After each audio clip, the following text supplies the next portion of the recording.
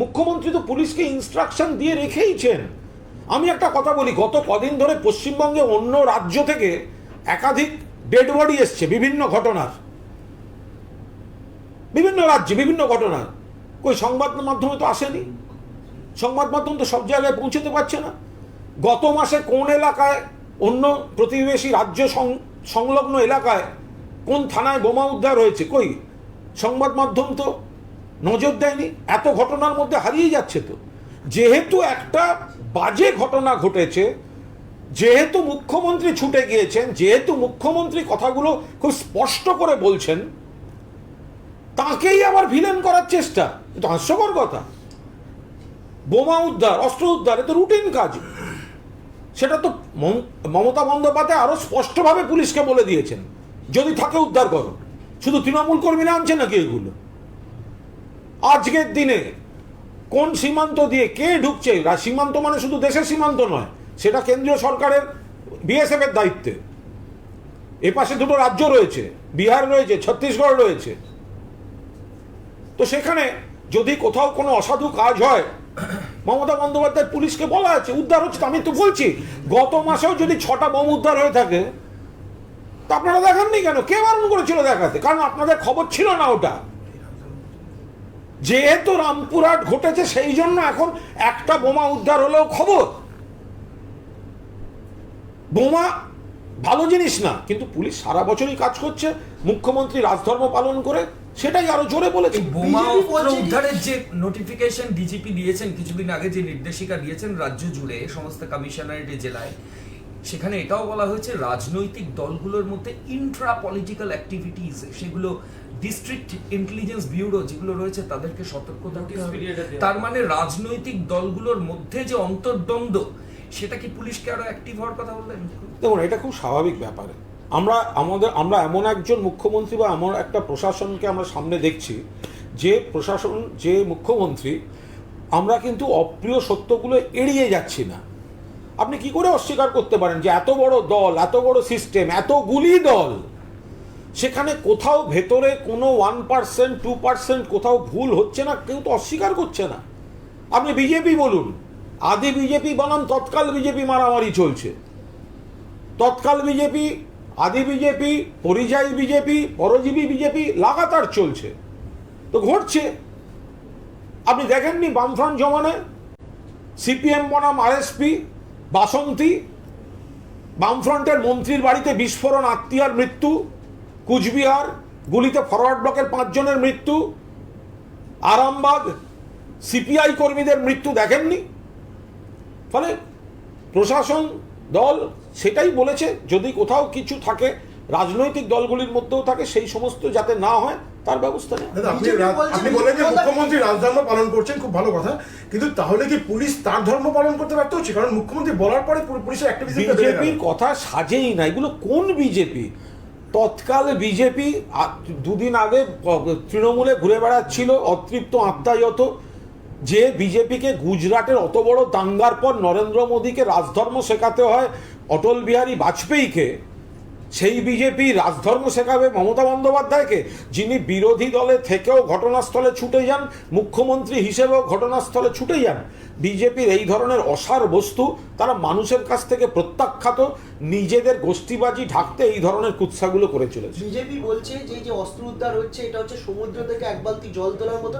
পাশাপাশি এটা আশঙ্কা প্রকাশ করছে এই অস্ত্র উদ্ধারের নামে বিজেপি কর্মীদেরও অস্ত্র ঢুকিয়ে ফাঁসিয়ে দিতে পারে। এগুলো একেবারে অস্বাভাবিক কথা, এবং বরং ভয় পাচ্ছে বোধহয়। এত কথা শুনে মনে হচ্ছে যে বিজেপির কাছে আছে, যাতে ধরা পড়ে যায় সেই ভয়ে আগাম এগুলো বলে রাখছে। আইনের ভাষায় যেগুলোকে আগাম জামিন বলে, তো বিজেপির কথাই যেন মনে হচ্ছে সেরকম আগাম বিবৃতি। প্রশ্ন করবো, রাজ্যের তদন্তভার গ্রহণ করেছে এবং সমস্ত ডকুমেন্টস তারা নেওয়ার কাজ শুরু করেছে। অন্য কিছু করার কথা ছিল, এবং বিরোধীরা এই প্রশ্নটা করছে যে এবার সত্য উদ্ঘাটন হবে, যারা যারা জড়িত আছে এমন অনেক লোক রয়েছে। বিরোধীরা গিয়ে জিজ্ঞেস করুন, সিবিআই এর এফআইআর এ শুভেন্দু অধিকারীর নাম আছে, শুভেন্দু অধিকারী অ্যারেস্ট হয়নি কেন? সত্য উদ্ধার কোথায় থাকে তখন? আমি স্পেসিফিক্যালি বলছি, সিবিআই তদন্ত নারদ মামলা, সিবিআই এর এফআইআর এ শুভেন্দু অধিকারীর নাম আছে। তৃণমূল নেতাদের বাড়িতে সিবিআই গিয়েছে, শুভেন্দু অধিকারী অ্যারেস্ট হয়নি কেন? এইটা দাদা, আগে বিরোধীরা উত্তর দিক, তারপর বাকিটা বুঝে আপনি যে সিবিআই শুভেন্দু অধিকারীকে অ্যারেস্ট করেনি বলে বলছেন, আজকে খবরের প্রকাশ যে সেই বিরোধী দলনেতার জেড প্লাস সিকিউরিটি থেকে জেড প্লাস সিকিউরিটিতে উন্নীত করা হয়েছে। কেন্দ্র সরকার এইটা করেছে, এই বিষয়ে কি বলবেন? তো ঠিকই তো আছে, কোনো অসুবিধাই নেই। ওনাদের ভয় হচ্ছে কারণ শুভেন্দুকেই তো অধিকাংশ বিজেপি, আদি বিজেপি ওরা সহ্য করতে পারে না, ফলে দলেরই একটা অংশ থেকে নিরাপত্তার অভাব বোধ করছেন বলে দিল্লির জেঠুদের কাছ থেকে এরকম 4 জন আনিয়েছে। বলছি ইলেকশনের প্রশ্নে যাই, কেন্দ্রীয় বাহিনী আসানসোলের জন্য 116, বালিগঞ্জে 17, আসানসোলের এই বাড়তি কেন্দ্রীয় বাহিনী দেওয়া নিয়ে কি বলবেন? আমি এটা তো বুঝতে পারি না, এগুলো নিয়ে বিরোধীরা মাথা ঘামাচ্ছে কেন? যে এক বছরও হয়নি এখনো যে কেন্দ্রীয় নির্বাচন কমিশন, কেন্দ্রীয় বাহিনী তারা এসে 8 দফার নির্বাচন, তাতে গোহারা হেরে গিয়েছেন। তো বেল পাকলে কাকের কি? কেন্দ্রীয় বাহিনী, কদফা বাহিনী, কটা কোম্পানি বাহিনী, বিজেপির কাজ প্রার্থী দেয়া এবং প্রার্থী দেওয়ার পর হারা। বিজেপি প্রার্থী বালিগঞ্জের, তার স্বামী পোস্ট করে বলছে ফেসবুকে স্বাস্থ্যসাথীর তুলনা হয় না, স্বাস্থ্যসাথীতে বিনামূল্যে চিকিৎসা হয়, নিজে ছবি পোস্ট করছেন। তো তারপরে বিজেপি প্রার্থী কোন মুখে ভোট চাইতে যাবে? যে বিজেপি প্রার্থীর হাজব্যান্ড নিজের ছবি দিয়ে ফেসবুকে পোস্ট করে বলেন আমি চিকিৎসক, সুন্দরবনে বাঘের আক্রমণে আহত গুরুতর জখম ব্যক্তিকে একটি বেসরকারি নার্সিংহোমে বিনামূল্যে স্বাস্থ্যসাথী কার্ডে চিকিৎসা করানো হয়েছে, তো সেই বিজেপি প্রার্থী তো মানুষের কাছে কি ভোট পাবে? ওনাদের একটা প্রশ্ন আছে, এই নগেন্দ্রনাথ ত্রিপাঠী বারবার ধরে আপনাদের টার্গেট, আমি বলে দিচ্ছি কেন। 2016 সালে অতি সক্রিয়তার অভিযোগ উঠেছে, নন্দীগ্রামে অতি সক্রিয়তার অভিযোগ উঠেছে। আজকে আপনি যেটা বললেন যে বিজেপি তাকে হিরো বানিয়েছিল 1 বছর আগেও, তাহলে কোথাও কি আপনি বিজেপির সঙ্গে এনার একটা আতাত বা সম্পর্ক বা কোনো রাজনৈতিক দলের কথা তিনি করছেন বা চলছেন? আমি একবারও সে কথা বলছি না, আমি শুধু বলছি যে আমরা বিজেপির তরফে দেখেছি তার প্রতি পূর্ণ আস্থা ছিল। তো বিজেপির তরফ থেকে যদি সেই জেলার যিনি পুলিশের শীর্ষকর্তা পূর্ণ আস্থা থেকে থাকে, তাহলে তারা ব্যাপারটা তাদের মধ্যে কথাবার্তা বলে ঠিক করে নিন কীভাবে কী দেখবেন।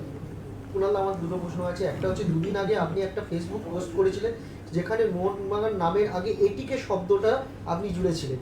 তা যদি আমি জুড়িনি, মানে বলেছিলেন আমি জুড়িনি, ওরা জুড়ে রেখেছিল, আমার আচ্ছা, পছন্দ। নবনির্বাচিত কমিটি যদি আপনাকে ক্লাবের কোনো পদে রাখতে চায়, আপনি কি থাকবেন? এটা অত্যন্ত হাস্যকর কথাবার্তা, এর মধ্যে আমি নেই। আমি একজন মোহনবাগান সাপোর্টার, আমি দীর্ঘদিন ধরে ক্লাব করা মোহনবাগান সাপোর্টার, গ্যালারিতে বসা মোহনবাগান সাপোর্টার, মিছিল করা মোহনবাগান সাপোর্টার। যখন মোহনবাগান সাসপেন্ড হয়ে অবনমনের দিকে যাচ্ছিল, আমি মানস ভট্টাচার্য বিদেশ বোস সই করে দিল্লিতে গিয়ে সেই সাসপেনশন তোলার অন্যতম কারিগর। আমাদের একটাই বক্তব্য মোহনবাগান সমর্থকদের, যে আজকের দিনে দাঁড়িয়ে লগ্নি দরকার, ইনভেস্টার দরকার, সব দরকার, কিন্তু তার সেই সব কোম্পানির নামও বসাতে হয়। কিন্তু এটিকের নামে যেহেতু একটি ক্লাব আছে, ফলে মোহনবাগান শব্দের আগে আরেকটি ক্লাবের নামটা আমাদের একটু খারাপ লাগছে, মোহনবাগান সমর্থকদের আবেগে লাগছে। সেটা যদি নবনির্বাচিত কমিটি সেটা থেকে যদি একটু মুক্তির ব্যবস্থা করার, আমি জানি এটা একটা আইনি চুক্তি আছে, রাতারাতি করা মুশকিল, কিন্তু এর যদি একটা উদ্যোগ নেন ভালো হয়। কয়েকদিন আগে আমরা দেখেছি কর্ণাটকে পোশাক বিতর্ক, হিজাব বিতর্ক কোর্ট অব্দি গড়িয়েছে। খাস কলকাতা আচার্য জগদীশ চন্দ্র বোস কলেজে সেখানে একটা পোশাক বিতর্ক নোটিশ দিয়েছে, যেখানে জিন্স, ছেঁড়া জিন্স বা টন জিন্স এই ধরনের পরে ঢোকা যাবে না, তাহলে সাসপেন্ড করা হবে, এবং টিচারদের ক্ষেত্রেও বারণ করা হয়েছে। আমি এটা বলতে পারবো না, গণতান্ত্রিক দেশ, পোশাক সব জায়গায়, কিন্তু যে পোশাকগুলি আমরা পরি শরীরের বিভিন্ন অংশ ঢাকতে, কিন্তু যদি পোশাকের মানে পরিকল্পিতভাবে নতুন ডিজাইনের ছেঁড়া অংশ তৈরি হয় পোশাকের, সেগুলি অঙ্গ প্রত্যঙ্গ দেখাতে, তাহলে সেই ছেঁড়া অংশগুলির বৈধতা নিয়ে প্রশ্ন থাকছে। একটা লাস্ট কোয়েশ্চেন, সেটা হচ্ছে যে প্রত্যেকবারই মতুয়া মহাসংঘের মেলাতে লোকাল ট্রেনের সংখ্যা বৃদ্ধি করানো হয়। এবার দেখতে পাওয়া যাচ্ছে একাধিক ভিন রাজ্য থেকেও ট্রেন দেওয়া হচ্ছে, মানে দূরপাল্লার ট্রেন দেওয়া হচ্ছে। এই মতুয়া মঞ্জয়ের কি 2024-এর আগে চেষ্টা এখন থেকেই এই ধরনের বিষয়গুলোকে দিয়ে করা শুরু করতে হয়েছে বিজেপি? হ্যাঁ, হচ্ছে, এবং যাতে বাইরের রাজ্য থেকেও লোক এনে আনা যায় ইত্যাদি করা যায়, সেগুলো তারা বিভিন্ন ধরনের, হয়তো তাদের সারা বছরই ভোটের সময় তো বিশেষ করে তাদের বাইরের লোক আনার খুব একটা শখ আছে, প্রবণতা আছে, তো ফলে সেই ধরনের কিছু হতে পারে। নির্দিষ্টভাবে এটা আমার পক্ষে বলা খুব মুশকিল। মতুয়া সম্প্রদায় পুরোপুরি তারা বিজেপির প্রতি মোহভঙ্গ হচ্ছে, এবং মমতা বন্দ্যোপাধ্যায় এবং তৃণমূল কংগ্রেস তাদের সারা মানে সুখ দুঃখের সাথী। বড় মাও মমতা বন্দ্যোপাধ্যায়কে স্নেহ করতেন, সেটা সবাই জানেন। ফলে মতুয়াদের নিয়ে একটা সাময়িক বিভ্রান্তিকর রাজনীতির চেষ্টা করেছে বিজেপি। মতুয়ারা তার থেকে আস্তে আস্তে বেরিয়ে আসছেন। এই থ্যাংক ইউ Thank you. তারা একটা লোক দেখানো একটা বিভ্রান্তি একটা জায়গা, তারা ওই মূল্যবৃদ্ধিটা কোথাও কটা দিন আটকে রেখেছিলেন এবং তারপরে আবার 4 রাজ্যে জয়ের আনন্দে তারা মানুষের উপর মূল্যবৃদ্ধিটা চাপিয়ে দিতে শুরু করেছেন।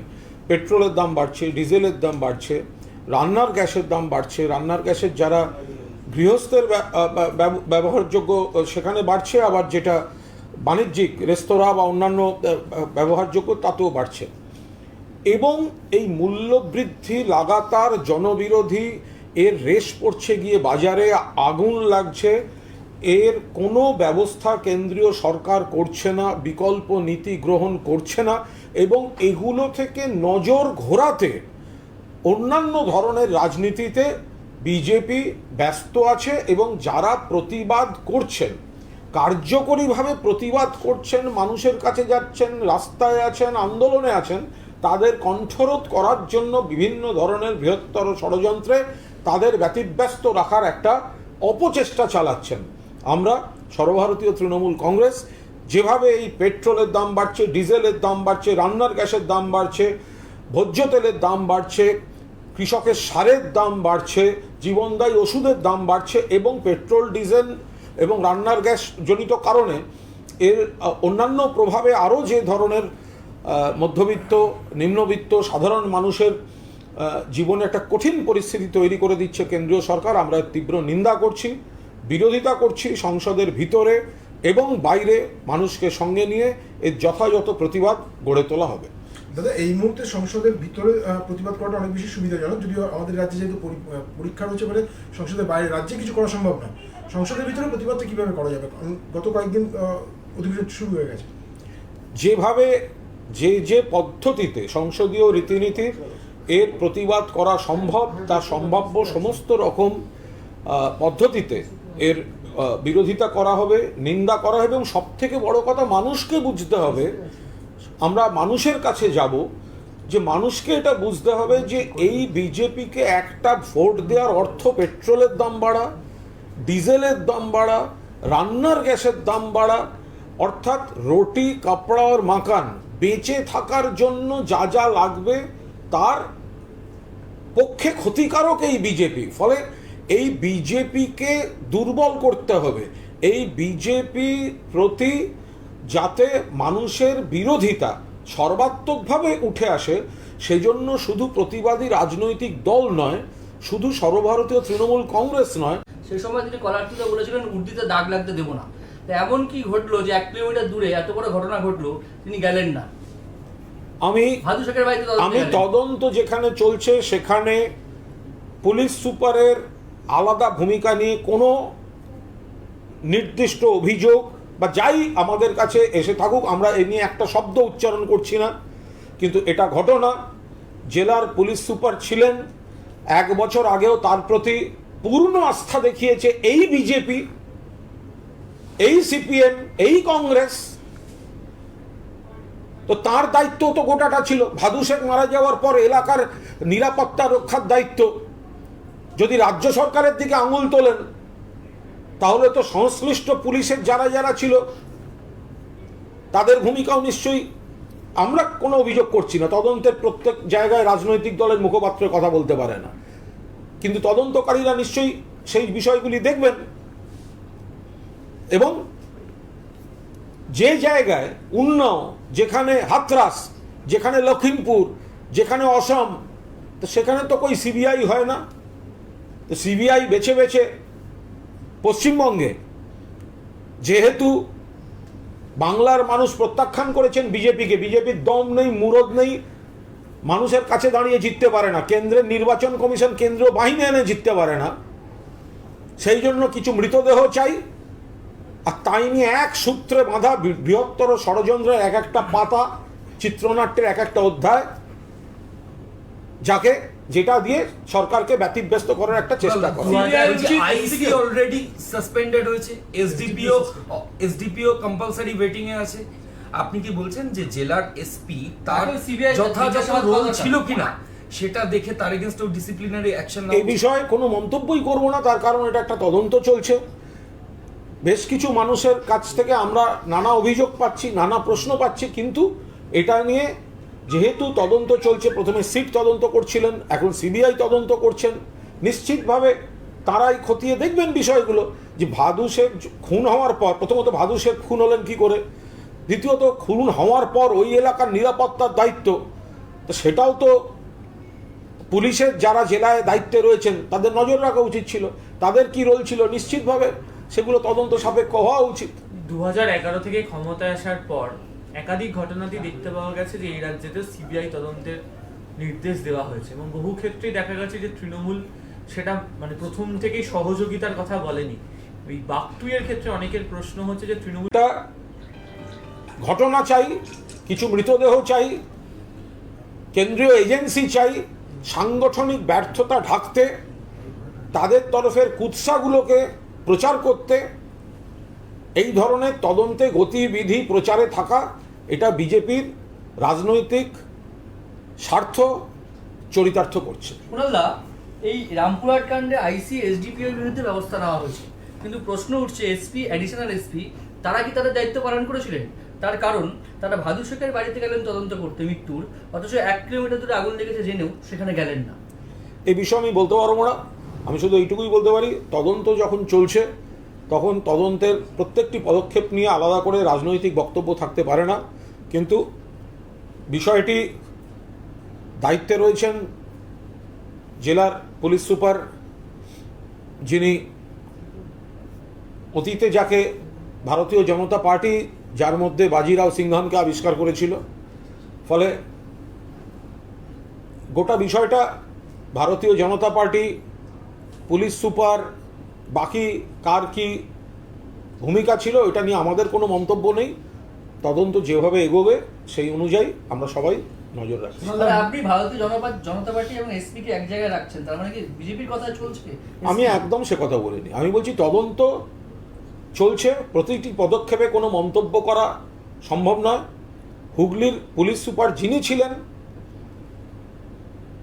1 বছর আগেই তার প্রতি অশেষ আস্থা এবং সম্ভ্রম দেখিয়েছিল বিজেপি এবং বিরোধী দলগুলি, তার প্রতি পূর্ণ শ্রদ্ধা জানিয়েই আমি বলছি, সম্মান জানিয়ে আমি বলছি, আমি কাউকে কোনো অভিযোগ ছোট করা খাটো করা প্রশ্নই ওঠে না। কিন্তু পুলিশের কি রোল ছিল জেলার পুলিশ সুপার সবচেয়ে ভালো বলতে পারবেন। ভাদু শেখের বাড়িতে, ভাদু শেখের উপর যদি খুনের পর ওই এলাকায় নিরাপত্তার কী কী ব্যবস্থা দরকার ছিল সেটা ওসি এসডিপিওর পাশাপাশি নিশ্চয়ই এসপিরও কোনো কি ছিল সেগুলো তদন্তের বিষয়, ফলে তদন্তের প্রত্যেকটি পদক্ষেপে আলাদা করে কোনো রাজনৈতিক মতামত দেওয়া সম্ভব নয়। আমি শুধু আবার বলবো, যেভাবে হাতে হাত মিলিয়ে কার্যত একই সময় রামপুরহাটে সিবিআইও যাচ্ছে আর বিজেপি রোজ যাচ্ছে, তাতে কোথাও যেন একটা কিরকম একটা কাছাকাছি বিষয় শুরু হচ্ছে, যেখানে একটা দুর্ভাগ্যজনক ঘটনা। মুখ্যমন্ত্রী মমতা বন্দ্যোপাধ্যায়, রাজ্য সরকার সম্ভাব্য সমস্ত পদক্ষেপ নিয়েছেন, সেখানে সিবিআই প্রয়োজন ছিল বলে আমরা মনে করি না, কিন্তু কোর্ট যেহেতু দিয়েছেন। প্রথম থেকে সিবিআই কে সহযোগিতার কথা কেন বলছেন? আমরা আমাদের দলের নীতি আমি পরিষ্কার বলে দিতে পারি, মাননীয় মমতা বন্দ্যোপাধ্যায় নেতৃত্বাধীন সর্বভারতীয় তৃণমূল কংগ্রেস তারা মনে করে যে রামপুরহাটে সিবিআই তদন্তের প্রয়োজন ছিল না, তার কারণ হচ্ছে সমস্ত পদক্ষেপ মমতা বন্দ্যোপাধ্যায় সরকার নিয়েছে, কিন্তু যেহেতু মহামান্য আদালত সিবিআই দিয়েছেন, দল সহযোগিতা করবে, আমাদের অবস্থান সহযোগিতার, আমরা বিরোধিতা করছি না। কিন্তু যদি আমরা দেখি যে বিজেপির কথায় এই তদন্ত পরিচালিত হচ্ছে, বিজেপিকে বাঁচাবার চেষ্টা হচ্ছে, বৃহত্তর ষড়যন্ত্রকে আড়াল করা হচ্ছে, বা বিজেপির নির্দেশে এই গণ্ডি থেকে বেরিয়ে, এই তদন্তের গণ্ডি থেকে বেরিয়ে রাজনৈতিক উদ্দেশ্য প্রণোদিতভাবে অন্যদিকে কোনো ইঙ্গিত করা হচ্ছে, সেক্ষেত্রে প্রতিবাদ হবে। আর কোন সিবিআই? যে CBI FIR name Suvendu Adhikari তাকে অ্যারেস্ট করে না, তাকে কি করে নিরপেক্ষ বলে মানব? কি করে আমরা নিরপেক্ষ বলে মানব? নারদ মামলায় Suvendu Adhikari FIR named, CBI এর হাতে এফআইআর নেমড, তৃণমূল নেতাদের বাড়ি সিবিআই যায়, শুভেন্দু অধিকারী গ্রেপ্তার হয় না, এই সিবিআই কি করে নিরপেক্ষ হবে? কি করে সম্ভব? সিবিআই এর অনেক ভালো অফিসার আছেন, কেন্দ্রীয় এজেন্সিগুলিতে দক্ষ অফিসাররা আছেন, কিন্তু নিয়ন্ত্রণ হচ্ছে তো রাজনৈতিকভাবে দিল্লি থেকে, সরকার থেকে। ফলে এখানকার সিবিআই বা এখানকার ইডি বা এখানকার কোনো এজেন্সি তাদের বিরুদ্ধে বা তাদের সব অফিসারদের বিরুদ্ধে আমাদের কোনো বক্তব্য নেই। আমরা বলছি এই অর্গানাইজেশনগুলোকে বিজেপি তার রাজনৈতিক দেউলিয়ার শূন্যতা ভরাতে পশ্চিমবঙ্গে ঢুকতে পারছে না, ভোট পাচ্ছে না, মানুষের কাছে যেতে পারছে না। তাই যারা বিজেপির বিরোধিতা করছে, রাস্তায় নেমে বিজেপির জনবিরোধী নীতি, তেলের দাম বাড়ছে, আবার পেট্রোল, আবার ডিজেল, আবার রান্নার গ্যাস ধারাবাহিকভাবে বেড়ে যাচ্ছে, যারা রাস্তায় নামছে বিজেপি বিরোধিতা করছে, তাদের ব্যতিব্যস্ত করার জন্য এই ধরনের বৃহত্তর ষড়যন্ত্র, কিছু মৃতদেহ দরকার, কিছু ইস্যু দরকার, কিছু কেন্দ্রীয় এজেন্সিকে নামাতে হবে, ব্যতিব্যস্ত করো, উত্তক্ত করো, বদনাম করো, কুৎসা করো, এই কাজগুলো তারা করে যাচ্ছে। কুণালদা, মুখ্যমন্ত্রীর নির্দেশে পরেই রাজ্য জুড়ে অস্ত্র উদ্ধার হচ্ছে, বিরোধীরা প্রশ্ন তুলছে পুলিশ এতদিন করছে, তাহলে পুলিশ কি করছিল? কারণ মুখ্যমন্ত্রী দিতে হবে বলার আমি এটা এর ধারণাটাই সম্পূর্ণ ভুল। মুখ্যমন্ত্রী তার রাজধর্ম পালন করেছেন। মনে রাখবেন, গুজরাটের মুখ্যমন্ত্রীকে রাজধর্ম পালন শেখাতে হয়। কাকে শেখাতে হয়? তাঁরই দলের প্রধানমন্ত্রীকে। রামপুরহাট দুঃখের ঘটনা, নিন্দার ঘটনা, খুব খারাপ ঘটনা, কিন্তু মুখ্যমন্ত্রীকে রাজধর্ম শেখাতে হচ্ছে না। তিনি বলছেন যেখানে যা আছে উদ্ধার করো, এটা তো তার কথা। কিন্তু এই নয় যে মুখ্যমন্ত্রী বলার পরেই রাতারাতি সব উদ্ধার হচ্ছে। তৃণমূল কংগ্রেস সহযোগিতা করছে, বিরোধিতা করছে না। আমি একটা কথা বলি, আমি সিপিএমকে বলবো, কংগ্রেসকে বলবো, বিজেপিকে বলবো, 24 ঘন্টার মধ্যে একটা ছবি আপনারা দেখান, 24 ঘন্টার মধ্যে একটা ছবি দেখান যেখানে আপনাদের দায়িত্বে থাকা এলাকায় কোনো গণহত্যা বা কোনো খারাপ কাজ হয়েছে এই ধরনের, এবং সেখানে আপনাদের মুখ্যমন্ত্রী গিয়ে দাঁড়িয়েছেন। নন্দীগ্রামে মমতা বন্দ্যোপাধ্যায় ছিলেন, রামপুরহাটেও মানুষের পাশে মমতা বন্দ্যোপাধ্যায় ছিলেন। নন্দীগ্রামে বুদ্ধদেব ভট্টাচার্যকে দেখা যায়নি, অথচ সিপিএম রামপুরহাটে দেখা যাচ্ছে। বাম জমানার একটা গণহত্যায় একজন মুখ্যমন্ত্রী গিয়ে ঘটনাস্থলে মানুষের পাশে দাঁড়াননি। কিন্তু এখানে মমতা বন্দ্যোপাধ্যায় ঘটনা আড়াল করছেন না। গুজরাটের দাঙ্গার সময় নরেন্দ্র মোদীকে রাজধর্ম মনে করিয়ে দিতে হয়েছিল অটল বিহারী বাজপেয়ীকে, তাঁর দলের প্রধানমন্ত্রী। শিখ দাঙ্গা দিল্লির বুকে, কংগ্রেস 24 ঘন্টার মধ্যে, আজকে যারা তৃণমূল কংগ্রেসের সরকারের সমালোচনা করছেন, 24 ঘন্টার মধ্যে একটা ছবি দেখান যেখানে আপনাদের এলাকায়, আপনাদের দায়িত্বে থাকা জায়গায় কোনো গণহত্যা হয়েছে, আর সেখানে ছুটে গিয়ে মুখ্যমন্ত্রী সেই এলাকায় দাঁড়িয়ে, সেই মানুষের পাশে দাঁড়িয়ে সমস্ত রকম তদন্তের ব্যবস্থা করছেন, মানবিক পদক্ষেপ নিচ্ছেন। একটা ছবি, জ্যোতিবাবু, বুদ্ধবাবু, নরেন্দ্র মোদী, কংগ্রেসের কোনো মুখ্যমন্ত্রী একটা ছবি বের করে দেখান এই ঘটনা ঘটেছে। ঘটনা খারাপ, তৃণমূল কংগ্রেস নিন্দা করেছে। প্রশ্ন হচ্ছে সরকার কতটা সংবেদনশীল, কিভাবে রিয়াক্ট করছে। প্রথম দিন থেকে সিট গঠন করে পরের পর ব্যবস্থা নিয়েছেন মমতা বন্দ্যোপাধ্যায়, তারপরেও হয়েছে সিবিআই। এবং কোন সিবিআই? যেখানে শুভেন্দু অধিকারীর নামে সিবিআই এফআইআর করে কিন্তু বিজেপিতে যোগ দিলে অ্যারেস্ট হয় না, এটা সিবিআই, এটা নিরপেক্ষতা। কোর্টের কথার উপর আমরা কথা বলতে চাই না, কিন্তু কোন সিবিআইকে নিরপেক্ষ বলছেন? যে সিবিআই তৃণমূল নেতাদের বাড়ি যায় আর এফআইআর নেম শুভেন্দু অধিকারীর বাড়ি যায় না, সেই সিবিআই নিরপেক্ষ? নন্দীগ্রাম গণহত্যা, তাপসী মালিক হত্যা, রবীন্দ্রনাথের নোবেল, যেগুলো তারা সমাধান করতে পারেননি, এই গোটা পরিস্থিতি। আর বিজেপির জমানা বা উন্নাও, আসাম, হাতরাস, লখিমপুর, সেখানে তো કોઈ সিবিআই হয়ই না। কুণালদা, এই নগেন্দ্রনাথ ত্রিপাঠী নন্দীগ্রামের ভোটের দায়িত্ব ছিলেন। এমন একটা ছবি 24 ঘন্টার মধ্যে মিডিয়ায় আনুন যেখানে আপনাদের জমানায়, আপনাদের এলাকায়, আপনাদের বিরুদ্ধে অভিযোগ ওঠা কোনো গণহত্যার মামলা, অপ্রীতিকর মামলায়, কাণ্ডে মানুষের পাশে ঘটনাস্থলে মুখ্যমন্ত্রী গিয়ে আপনাদের দাঁড়িয়ে আছেন। 24 ঘন্টার মধ্যে আগে ছবি সকলের সামনে আনুন। আজকে বিজেপির একটা প্রতিনিধি দল আবার গেছে অবস্থান বিক্ষোভ করবার জন্য, শুভেন্দু অধিকারী নেতৃত্বে। যেভাবে রামপুরহাটে সিবিআই এবং বিজেপি একসঙ্গে তৎপরতা দেখাচ্ছে, তাতে স্পষ্ট হয়ে যাচ্ছে কোথাও না কোথাও এক সূত্রে গাঁথা। সিবিআই তাঁরাও যাচ্ছেন আর বিজেপি রোজ যাচ্ছে। প্রথম দিনই ঘটনাস্থলে গিয়েছিলেন, তাদেরকে তো কেউ বাধা দেয়নি, বিজেপি গেছেন, বামফ্রন্ট গেছেন, তার পরের দিন আবার বিজেপির প্রতিনিধি দল গেছেন, আজ আবার বিজেপি গেছেন। অর্থাৎ সিবিআইও যাচ্ছে, বিজেপিও যাচ্ছে, এক সূত্রে গাঁথা। ঘটনার আমরা নিন্দা করেছি, মমতা বন্দ্যোপাধ্যায় সম্ভাব্য সমস্ত রকম পদক্ষেপ নিয়েছেন। এখানে সিবিআই তদন্ত প্রয়োজন ছিল বলে আমরা মনে করি না, কিন্তু কোর্ট যেহেতু দিয়েছেন আমরা তার বিরোধিতা করছি না, আমরা সহযোগিতা করছি। কিন্তু যেভাবে সিবিআইও মুভ করছে এবং রোজ রামপুরহাটে বিজেপিও যাচ্ছে, এগুলি সব এক সূত্রে গাঁথা। সিবিআই বা কেন্দ্রীয় এজেন্সির বহু ভালো অফিসার আছেন, তাদের বিরুদ্ধে তৃণমূল কংগ্রেসের কোনো বক্তব্য নেই, কিন্তু তারা তাদের অর্গানাইজেশন পরিচালিত হচ্ছে কেন্দ্রের বিজেপি সরকার দ্বারা এবং বিজেপির রাজনৈতিক উদ্দেশ্য সাধনে। এবং এই রামপুরহাটে সিবিআইয়েরও যাওয়া আর ঘন ঘন বিজেপির যাওয়া, এটা এক সূত্রে গাঁথা এবং এরা এর পরামর্শ নিচ্ছেন আর ওরা ওর ওপর প্রভাব বিস্তার করছেন। হাতে হাত মিলিয়ে তারা রামপুরহাটে যা যা করার সেগুলি করার চেষ্টা করছেন বলে আমাদের আশঙ্কা, আমাদের দাবি।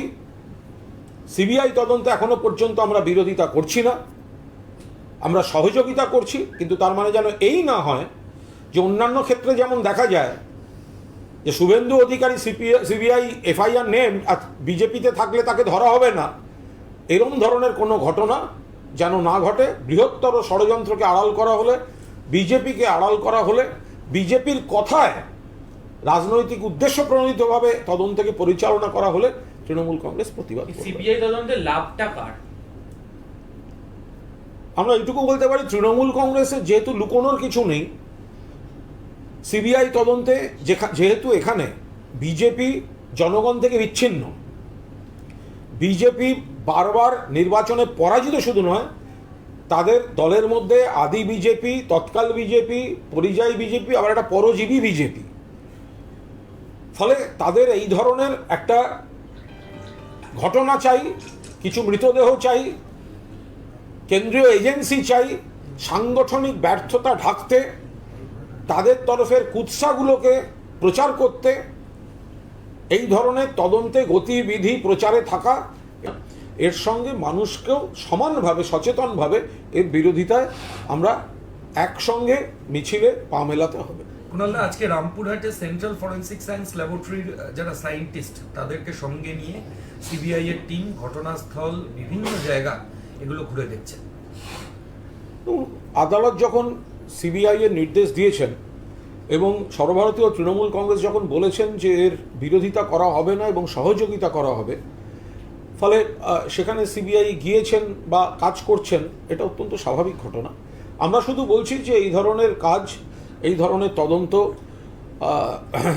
নেতাই থেকে শুরু করে, সিঙ্গুরে তাপসী মালিক হত্যা থেকে শুরু করে, রবীন্দ্রনাথ ঠাকুরের নোবেল চুরি থেকে শুরু করে, নন্দীগ্রাম গণহত্যা থেকে শুরু করে বিভিন্ন ধরনের ক্ষেত্রে সিবিআই তদন্তগুলি শুরু হয়েছিল, কিন্তু সর্বভারতীয় তৃণমূল কংগ্রেস গভীর আক্ষেপের সঙ্গে লক্ষ্য করছে যে সেগুলিতে মানুষ ন্যায় বিচার পাননি।